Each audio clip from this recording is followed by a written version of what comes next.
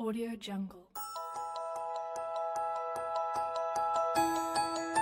Intents and intent filters. An intent is a messaging object. You can use request and action from another app component.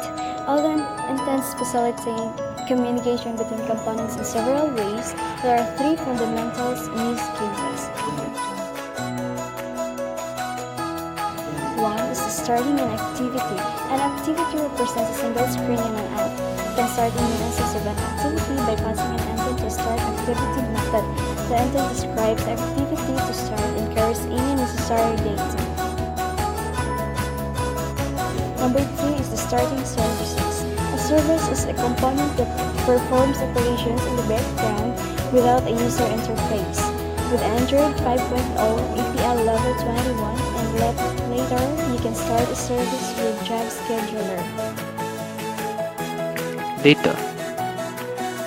The URI, a URI object that references the data to be acted on and/or the MIME type of that data. The data type supplied is generally dictated by the intents action. For example, if the action is action edit, the data should contain the URI of the document to edit. Categories.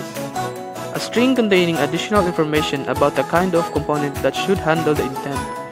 Any number of category descriptions can be placed in an intent, but mostly intents do not require a category. Here, the broadcast intents. Broadcast intents are intent objects that are broadcast via call to the send broadcast, send sticky broadcast, or send ordered broadcast methods activity class. This is the latter being used when results are required from the broadcast. In addition to providing a messaging and event system between application components, broadcast intents are also used by the Android system to notify interested applications about the key system events such as the external power supply or headphones being connected or disconnected.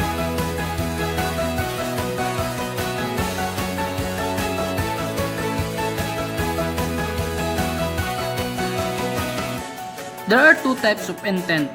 Number 1, the explicit intent specifies the component to be invoked from activity. In short, it can pass the information from one activity to another using explicit intent. Each application will satisfy the intent by supplying either the target package name or fully qualified component. The second one is the implicit intent, where it do not name the specified component, but instead declare a general action to be performed, which allows a component from another application to handle it. Audio Jungle.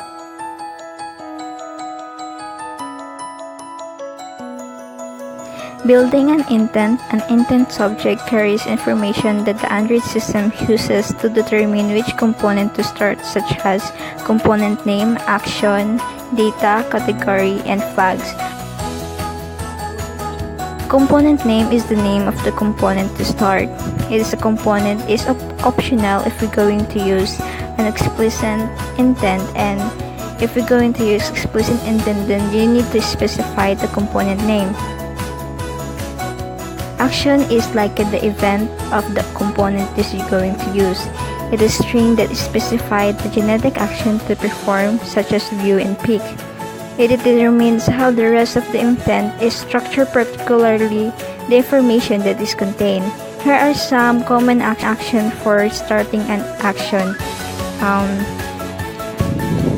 It includes action view and action send.